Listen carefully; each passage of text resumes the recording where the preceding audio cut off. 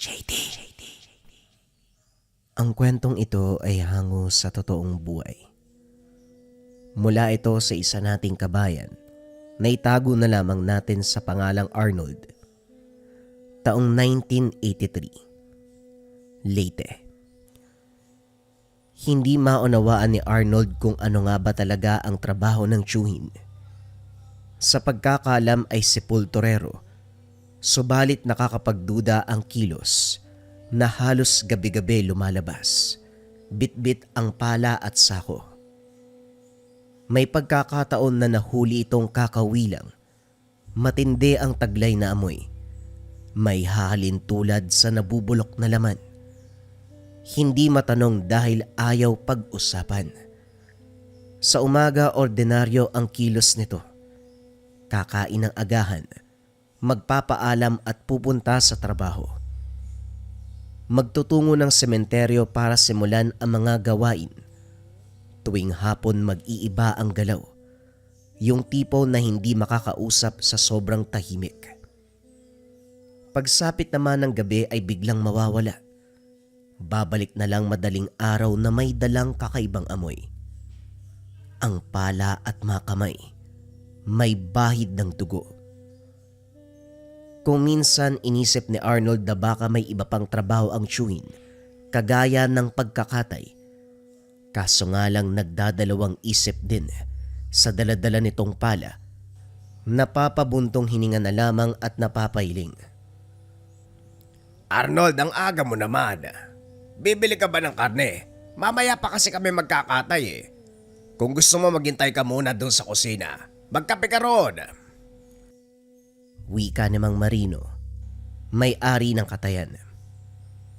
May tatanong lang po sana si Tio Bart, namamasukan po ba dito sa katayan nyo? Tanong ni Arnold. Hindi naman. Pero may gabi na nakiusap ako sa kanya. Minsan kasi, kinukulang ako sa tao kaya sinisingit ko siya. Bakit, may problema ba? Tumango si Arnold. Pagkuhay nagpaalam. Sa kabila ng sinabi ni Mang Marino, hindi lubos ang paniniwala.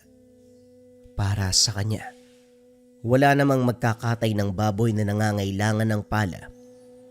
Isa pa, kung pagbabatayan ang dalang amoy ng tiyuhin, malayong malayo sa amoy ng bagong katay na hayop, kakaiba ang lansa. Sunod na pinuntahan ang sementeryo. Sa bukana pa lamang natatanaw ang grupo ng sepulturero na naghahanda ng libingan. Kabilang dito ang tiyuhin, pinagmasdang maigi. Wala namang kaina-hinala sa kilos. Tutok na tutok sa paghuhukay. Kumuway ito sa kanya nang makita siya. Sa pagmamasid, naguguluhan si Arnold dahil sa puntong ito. Wala ni katiting na mali ang mahagilap sa galaw ng tiyuhin. Tumatawa ito, nakikipagbiroan sa mga kasama, kahit ang mga katrabaho hindi makikitaan ng pagdududa kay Tio Bart. Mula sa sementeryo, dumiretso si Arnold sa tahanan ng isa pang tiyuhin, maging ito ay nahulaan na ang sadya. Magrereklamo ka na naman kay Bart. Napapadalas pa rin ba ang paglabas niya sa gabi? Baka may pinapagawa sa sementeryo. Masyado ka naman kasing nag-iisip. Wika ni Tio Cardo. Ewan, naguguluhan nga ho ako. Hindi ko talaga maintindihan si Tio Bart.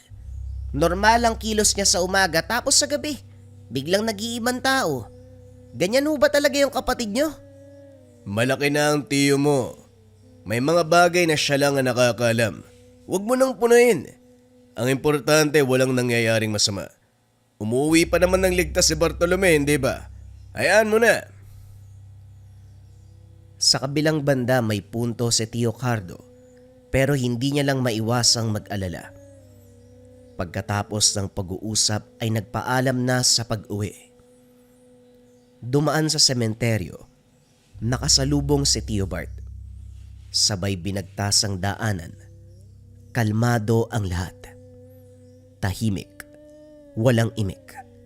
Pagdating ng tahanan nasundan ng tingin dahil umikot sa likuran. Kagaya ng inaasahan, Bitbit nito ang pala at sako. Walang paalam na umalis. Ito ang pagkakataon na sinundan. Mahaba ang nilakad dahil nagtungo sa kabilang bayan, sa mismong boundary ng bawat lungsod na pinagtatamnan ng kakao. Siksikan ng bawat puno. Mayabong ang mga dahon kung kaya't hirap hagilapin kapag sumot na. Gayunpaman, minabuti ng binata na wag iwanan ng tingin ng tiyuhin. Sa pagkakalam ni Arnold, ang lupaing ito ay pagmamay-ari ng isang albularyo. Kilala ang tao noong nabubuhay pa at minsan ang narinig na pumapaslang ng elemento at aswang. Kwento na lang ang naabutan dahil hindi pa pinapanganak sa mga panahong iyon. Habang abala sa pagbubungkal ng lupa si Tio Bart, sinuri ang paligid. Sa paglilibot nakaapak ng tod. Paghawi ng mga tuyong dahon, bumungad ang bakas ng hukay. Dahan-dahang binungkal pero sa sandaling natunugan ng tiyuhin, dali-daling binalik sa ayos ang lahat, nagmamadali sa pag-alis. Habang tanaw si Tio Bart sa malayo, lalong nagduda sa kilos nito. Pagkatapos suriin ang paligid, binalikan ang bahaging natuklasan ni Arnold. Tinabunan ng lupa. Tinambakan ng tuyong dahon sabay sunog na parabang tinatago kung ano ang nakabaon doon. 10 oras nang bumalik ng tahanan ang tiyuhin. Sa unang pagkakataon umuwi ito ng walang bitbit na pala. Walang mantsa ng dugo ang mga kamay. Walang malansa na amoy. Kalmado ito. Magaan ang dating. Dumiretso na rin sa pagtulog. Kinabukasan wala na sa higaan ng tiyuhin. Wala rin sa likod ng bahay ang pala. Muli, nag-iba ng kutob ang binata. Nagtungo ng sementeryo pero wala ito roon. Pinunta ng taniman ng kakao subalit wala pa rin. Ito ang pagkakataon na nasuring mabuti ang lugar. Ang bawat tuod na naroon ay palatandaan ng libingan. Nang mahukay ang isa, lumantad ang sako na may nabubulok na nilalang. Hindi malinaw kung ano dahil naagnas ang katawan. Subalit sa hugis ay masasabing aso. Kaso nga lang hindi tipikal na aso na makikita kung saan-saan. Matulis ang mga pangil. Mahaba ang mga kuko. Mahaba ang mga paa sa likod kumpara sa harapan. May kakaibang amoy na kung malalanghap sa mahabang oras ay nakakamatay. Ibinalik sa ayos ang lahat. Nilisan ni Arnold ang lugar. Sa natuklasan, naisip ng binata na hukayin ang lahat ng libingan doon. Planado na sa isipan ang susunod na hakbang. Nabigyan ng pagkakataon dahil sa mga sumunod na araw, na destino ang tiyuhin sa kabilang bayan para tumulong sa gawaing munisipyo. Bawat tuod ay may nakalibing. Bawat sako naglalaman ng iba't ibang bangkay. Hindi maunawaan kung anong klase ng nilalang. May sako na ilang parte ng katawan ang nakabaon. May iba na bakante. Hanggang sa napako ang tingin sa pinakadulo, kabaong nayari sa kahoy ang nakalibing. Maingat sa pagbukas. Hindi makapaniwala sa natuklasan. Kumpletong-kumpleto. Hindi naagnas alingmang bahagi. Sa paglalarawan kalahating tao, kalahating lobo. Bagyang nakabaluktot ang posisyon pero hindi hadlang para maitago ang itsura. Maputi ang buhok. Nakalabas ang matutulis na ngipin. Matingkad ang mga tenga. Mahaba ang mga kuko sa kamay man at paa. Masyadong malaki ang pangangatawan. Malambot pa na parang kakahiga lamang. Madulas ang balat at may umaalingasaw na amoy. Hindi rin nagkaroon ng pagkakataon na masilayan sa mahabang oras dahil may dumating. Tama lang na naibalik ang takip. Kumaripas ng takbo si Arnold. Habang naghihintay ang tiyuhin, hindi maitago ang takot. Sa isip niya mabibisto ang ginawa. Nang makauwi si Tio Bart, hindi lumabas ng kwarto ang binata. Nakikinig lamang sa bawat kaluskos sa paligid. Pagsapit ng hapunan, dito lang nagpakita dahil na rin sa gutom. Tahimik sapag, ni hindi kayang tumingin ni Arnold sa karap, hanggang sa ito na ang unang nagsalita. Sandali lang ako sa kabilang bayan, pero parang may nangyari sa'yo. May problema ka ba? Wala ho. Wala naman ho. Masarap ho yung luto niyo ng putsero. Nagustuhan ko ho. Binili ko lang naman yan, Arnold. Pero halata sa kilos mo na may ginawa ka. Sabihin mo sa akin, baka makatulong ako. Tayo lang ang nandito. Huwag ka nang maiya. Wala po talaga, Tiyo. May naisip lang ako bigla. Pero wala ho yun. Huwag yun na pong pansinin, hindi naman seryoso eh. Nakahinga ng maluwag nang hindi na mag-usisa ang tiyuhin. Gayunpaman, sigurado siyang may ideya ito sa taniman ng kakao. Makaraan ng ilang oras lumabas si Tio Bart. Bit-bit ang pala at sako. Bago ito lumayo, ilang ulit na napalingon sa tahanan na parabang sinisigurado na hindi susunod si Arnold. Nagtatalo ang isip ng binata. Gustong lumabas para alamin ang gagawin ng tiyuhin. Kaso naisip din na magpalipas muna bago lalong maghinala. Inintay na lamang ang pagbabalik nito. Hindi na malayan ang pag-idlip. Nagmamadaling umikot sa likod bahay nang marinig ang kaluskos. Nakita si Tio Bart na naguhukay. Napako ang tingin sa sako. Mamasa-masa. Gumagalaw.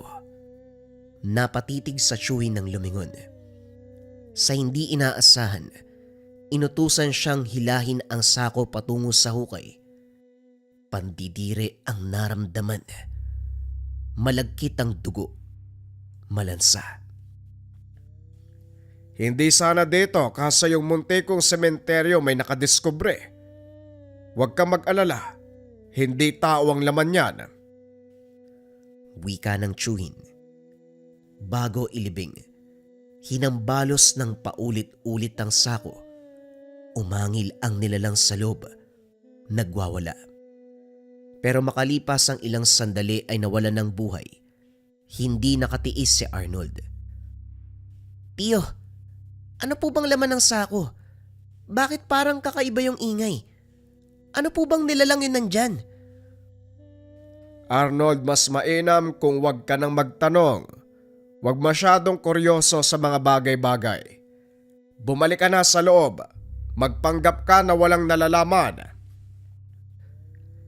Hindi maunawaan ni Arnold, pero minabuting sumunod. Natatakot na rin sa tono ng pananalita ni Tio Bart. Nagtungo sa tahanan si Tio Cardo. Isinumbong ang mga kaganapan subalit tumawa lang ito. Nadagdagan ng pagtataka ng binata dahil sa pagkakaintindi. May nalalaman ito kaso ayaw sabihin. Dahil dito, napilitan ang binata na sarilihin ang lahat.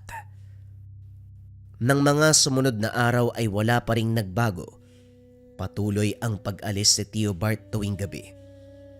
Babalik na may laman ang dalang sako. Sa bakanteng lote sa likod ng bahay inililibing. Isang hapon habang nagbubunot ng damo, sinadya ni Arnold na mapadpad sa bakanting lote. Pasimpleng hinalukay ang lupa kaso mabilis ang tiyuhin. Tinawag siya at inutusan ng ibang gawain. Palagi nang nakatingin sa kanya. Limitado na lamang ang kilos ng binata. Sinama siya ni Tio Bart sa trabaho. Nangangailangan ng dagdag tao. Sa pagiging tutok, unti-unting nakalimutan ni Arnold ang tungkol sa lihim na galaw ng tiyuhin, lalo pat napadpad sa kabilang bayan. Lumipas ang buwan, natapos din ang paggawa ng mosileo. pagbalik ng tahanan muling sumagi sa isip ni Arnold ang kaganapan. Nang masepat ang likod ng bahay, marami ang nakauslingtod. Hindi mahahalata dahil ginawang pastulan. Walang kalam-alam na bumili ng maraming kambing ang tiyuhin. Siya ang nakatalaga sa pagliligpit ng mga hayop tuwing hapon. Sinamantala ang pagkakataon na malaman, tuklasin ang nakabaon. Nang makatsyempo ay hinukay. Laking gulat dahil parte ng halimaw ang naroon. Naudlot din ng lumitaw si Tio Bart. Huli sa akto ang binata. Ikaw rin yung nagukay doon sa taniman ng kakao, ano? Ano bang gusto mong malaman, Arnold? Itanong mo na lang kasi sa akin. Hindi yung nag-uukay ka ng kung ano-ano. Ano po ba talaga ang ginagawa niyo, Tio? Bakit may nakalibing na kung ano-ano dito? Pati dun sa taniman meron din. Ano yung halimaw na kahit nakalibing hindi naagnas? Tumatanda ka na talaga. Marami ka nang napapansin. Halika sa loob, doon tayo mag-usap. Pinaliwanag ng tiyuhin ang lahat. Pinakilala din ang sarili. Bukod sa pagiging sepulturero, nagsisilbi siya bilang manunugis. Aswang at iba pang elemento ang pinupuksa. Sa gabay ng hiyas ng puting gabunan, walang iba kung hindi si Mang Amon, ang nagmamay-ari ng taniman ng kakao, at ang katauhan ay kalahating albularyo, kalahating puting gabunan. At ang nakita sa kabaong ay ang mismong matanda. Dahil sa taglay nitong kakayahan bilang aswang, na nabibilang din sa mataas na uri, hindi madaling maagnas ang katawan. Pinakita ng tiyuhin ang mga sinasabing hiyas, may hahalin tulad sa kwintas ng katutubo na maraming palawit. Meron pang balahibo, subalit ang nakaagaw pansin ay ang nasa gitna. Maliit na puting bato. Dagdag pa ng tiyuhin, dito nagmumula ang puwersa ng gabay at ang nakalibing sa taniman at sa likod ng bahay, mga nilalang na tinalo sa bawat inkwentro. Hindi malaman ng binata kung maniniwala ba o hindi. Bagaman laganap ang istorya tungkol sa aswang at mga elemento, hindi siya ang tipo na madaling mapaniwala, makarinig lang ng usap-usapan. Kinakailangan ng matinding pruweba para mapaniwala, subalit batay sa kilos ng kanyang tiyuhin, sapat na ang lahat ng detalye. Kung ganun, ang dami nyo palang kinakalaban, Tio, tapos gabi-gabi ka lumalabas. Pagbalik mo may ililibing ka. Ganun ba karami yung aswang? Ganun ba karami yung elemento sa lugar na to? Mas marami ang elemento kagaya ng duwende, engkanto lalo na ang tikbalang. Hindi aktwal na katawan nila ang nakalibing. Isa lamang itong replika. Bumabalik ang kamalayan nila sa kanilang mundo. Pero paano kayo nakikipaglaban? Yung mga binabanggit nyong nilalang hindi naman nakikita yun, di ba? Napangiti si Bart sa sinabi ng binata. Linggo ang lumipas, nasa tahanan lamang ang tiyuhin. Aniya, oras ng pahinga. Ito rin ang pagkakataon na nakilalang lubos ni Arnold. Panay usapan, kwentuhan, tinatalakay ang mga bagay-bagay. Kumpara dati nalilipas ang araw, bilang sa daliri ang pagkakataon na nakakapag-usap. Naging bukal sa loob ng tiyuhin ang pagbabahagi ng karanasan sa tungkulin na ginampanan. Minsan sumasama siya kapag bibisitay nito ang libingan. Kinabahan ako nung nabutang hinukay ang kabaong.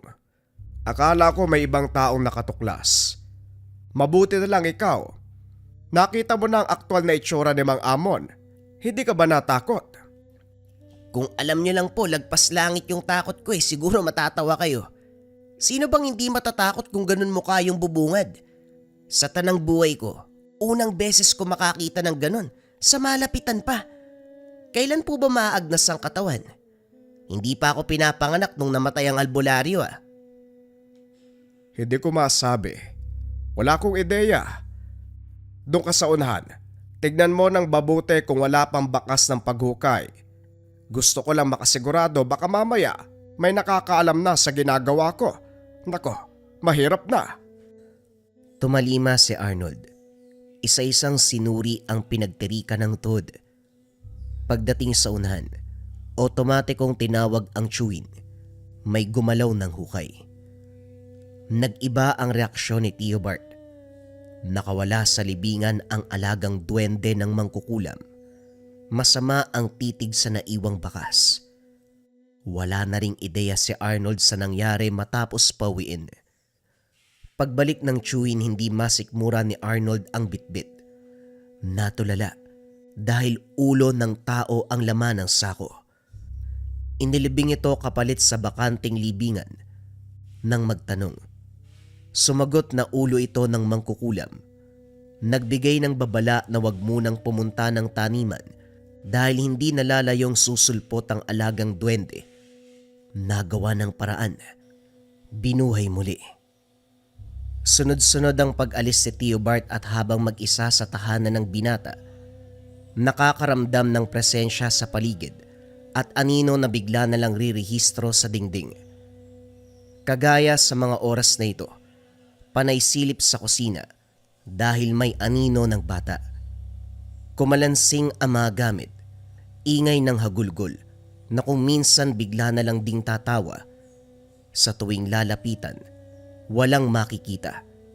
Tahimik ang paligid. Kapag lalayo ay babalik. Sa takot nagpasya si Arnold na tumungo sa tahanan ni Tio Cardo. Pagdating sa bakuran, naramdaman ang malakas na sampal. Ang pinagtataka, walang katao-tao sa paligid. Nagulat ang chewin dahil naabutan siyang nakasalampak sa lupa.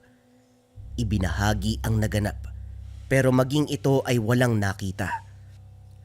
Teka, may yelo pang tira mula sa inuman namin. Ipahid mo sa pisngi. Namumula. Ay naku, ang lala niya na. Nag-uumpisa ng mamaga. Sigurado ka ba na wala kang kasama kanina? Buong pisngi talaga ang epektado. Ang laki ng kamay ng sumampal sa'yo ah. Hindi ko po talaga alam, Tio eh. Bigla ko na lang naramdaman na may sumampal sa akin. Hindi naman po masakit. Pero namamaga, idagdag mo pa ang yelong ito para kahit papano humupa. Magpahinga ka na muna dyan. Kinabukasan hindi maigalaw ni Arnold ang kalahati ng muka.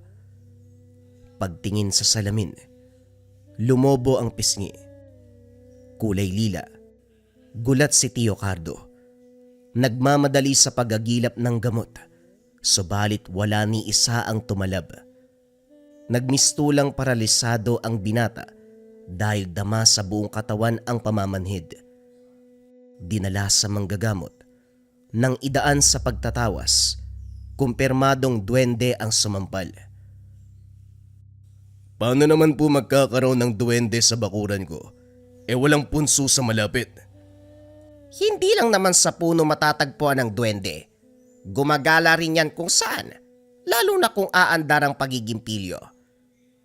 Sa parte ng binatang ito, may malalim na rason para gambalain ang duwende. Alam mo na kung ano ito, iho? Napalunok si Arnold nang maalala ang ginawa ni Tio Bart. Nagpatid sa tahanan at doon naabutan ng tiyuhin. Nanlaki ang mga mata nang makita ang kalagayan. Galing kami sa manggagamot. Ang sabi ni Mang Asunsyon, may malalim na dahilan kung bakit sinampal ng duwending ito ang pamangkin natin. At alam na raw ni Arnold kung ano yun. Bart, hindi pa nagsalita si Arnold kaya ikaw ang tatanungin ko. Dinadamay mo ba ang bata sa kalokohan mo? Kung ako hindi nakialam, hindi rin ako matatahimik kapag sinama mo ito sa pinagagawa mo. Kuryoso ang bata kaya hinayaan ko siyang malaman. Hindi ko naman alam na aabot sa ganito. Anong hindi mo alam? Bart, yan ang tungkulin mo magmula nung binata ka. Tapos ngayon hindi mo alam? Nababaliw ka na ba? Dahan-dahan ka sa pananalita, Cardo. Nagkataon lang ito. Sa tingin mo ba ginusto ko nangyari? Huwag kang mag-alala. Ako ang gagamot kay Arnold. Talaga lang ha? Sige, anong igagamot mo sa pamangkin ko? Yang hiyas kuno ng aswang. Bart, matanda ka na. Ilang taon ka na dyan sa gawain mo. Hindi mo pa rin ba alam na sa isang maling galaw, dehado ang tao na paggagamitan yan? Isasakripisyo mo ba si Arnold kagaya ng ginawa mo sa bunso nating kapatid? Tumindi ang tensyon. Sa katunayan, meron silang kapatid na nasawi matapos ipasailalim sa gamutan. Ito ang dahilan kung bakit tumiwalay ng tahanan si Tio Cardo, namuhay ng malayo kay Tio Bart. Hindi makapaniwala si Arnold sa natuklasan, kaya naman nagdadalawang isip na magpasuli. At talagang ipapamukha mo sa akin ang pagkakamali ko noon. Cardo, pinagsisisihan ko yon at para malaman mo, baguhan pa ako ng ginamot ko si Philip. Ngayon sigurado ako na magagawa ko na ng tama ang lahat. Pwede ba umalis ka na dyan dahil gagamutin ko na si Arnold? Wag na Bart. Mas pipiliin ko pa magtawag ng maraming manggagamot mula sa iba't ibang bayan kaysa ikaw ang sumuri kay Arnold. Magdasal ka na lang na hindi lumala ang kalagayan dahil kapag oo, may kalalagyan ka sa akin. Desisyon ni Tio Cardo ang nasunod. Dinala si Arnold pabalik kay Mang Asunsyon. Inagapan ng lunas ang kaganapan. Pinaspas ang dahon ng buyo sa ulo, sabay sambit ng dasal. Hindi naglaon nag-init ang buong katawan ng binata. Sinundan nito ng mabigat na presensya sa paligid. Sa paningin ni Arnold, dumidilim. Ilang sandali pa matatanaw mula sa kung saan ang figura ng maliit na nilalang. Hindi malinaw ang itsura, pero walang ibang maisip kung hindi isang duwende. Maging ito man ay nagwawala. Palipat-lipat ng direksyon. Sumisigaw. Nakikiusap na itigil ang pagpaparusa. Nasaksihan ng binata ang lahat hanggang sa narinig ang boses ni Tio Bart. Mahina ang pag-usal ng mga salita na halos hindi maintindihan. Kahit saan tumingin hindi ito mahanap. Ang duwende sa kabilang banda ay patuloy sa pagwawala. Padaan-daan ang anino sa harapan. Kung minsan hihinto, subalit purong itim ang nakikita ni Arnold. Ilang sandali pa, naramdaman ang pagsakal. Nataranta ng magsimulang kapusan ng hininga. Ang iba't ibang bahagi ng katawan ay paulit-ulit na hinahampas. Sinasampal din ang muka. Pilit binuka ng binata ang bibig para magtawag ng saklolo, subalit walang lumalabas na boses. Makaraan ang ilang sandali, lumitaw sa harapan ng itim na muka. Dumikit. Nagdulot ng pakiramdam na parang nalulunod. Hindi naglaon may humawak sa kamay sabay hila. Nagmulat si Arnold. Habol hininga na parang kakaahon lang sa dagat. Patuloy sa pagsambit ng dasal si Mang Asunsyon hanggang sa natapos ito. Nagulat si Arnold dahil tumagal ng ilang oras ang ritual. Pakiramdam kanina, ilang minuto lamang sa sobrang bilis ng kaganapan. Malakas ang duwende. Mabuti na lang nagawa ng paraan. Magpahinga ka. Huwag ka rin mag-alala dahil malayo ka na sa panganib. Ipapayo ko na lang na huwag ka munang lumabas o magtungo sa gubat o kahit saan man na pwedeng may nakabang na elemento. Tatapatin kita. Natanggal na sa iyo ang sumpa. Pero ang duwende ay malayang gumagalaw sa paligid. Wika ni Mang Asunsyon. Sa tahanan ni Tio Cardo umuwi ang binata. Alinsunod sa kagustuhan nito. Kinausap na bumalik sa bahay ni Tio Bert pero hindi pumayag. Gusto sanang linawin kung tama ba ang narinig na boses kanina habang napapasailalim sa ritual. Nang makatsyempo piniling tumakas. Walang naabutan sa tahanan. Nang makitang wala ang pala, alam ni Arnold kung saan ito pumunta. Matyagang nag-intay sa tabi. Makaraan ng ilang oras ay dumating na ito. Walang pagdadalawang isip, diretsyong tinanong. Tio, habang ginagamot ako ni Mang Asunsyon, sumingit ka po ba? Narinig ko ang boses niyo eh. Magagalit ka ba kapag sinabi kong oo? Sumilip ako sa bintana ni Mang Asunsyon, sumenyas na makikisali. Malakas ang kalaban niya, hindi kakayanin. Dinagdagan ko lang ang bisa ng ritual para masigurado ang kaligtasan mo. Kumusta ang pakiramdam? Mabuti naman po. Paano nyo nagawang sumingit? Wala naman kayo sa tahanan ni Mang Asunsyon eh. Maraming pamamaraan para isagawa ang ganong bagay. Tama na ang pag-uusisa. Pabuti pang bumalik ka na kay Cardo bago pa yun magalit. Hindi bumalik sa kabilang bahay si Arnold. Piniling manatili sa poder ni Theobald. Bagaman gumaling na sa karamdaman, patuloy sa pananalasa ang duwende. Aatake sa oras na wala ang chewin, kagaya ngayon. Oras ng malimpungatan ng binata, malakas ang kalabog sa kusina. Sinundan ng sigaw at iba pang nakakakilabot na ingay. Rumirehistro na rin ang anino sa iba't ibang bahagi ng tahanan. Ilang sandali pa. Nakaramdam si Arnold ng sunod-sunod na hampas sa iba't ibang bahagi ng katawan. Namumula ang balat bakas ng latay, gayon pa man walang sakit o kahit kaunting hapdi. Hindi nagtagal na tahimik ang paligid, kasabay ng pagdating ni Theobald. Pagpasok pa lang nito, umuusal na ng mga kataga, pumalibot sa buong tahanan. Dasal lang din ang inilapat. Nawala ang pamumula sa balat ni Arnold. Makaraan ang ilang sandali. Nagpaalam ang tiyuhin.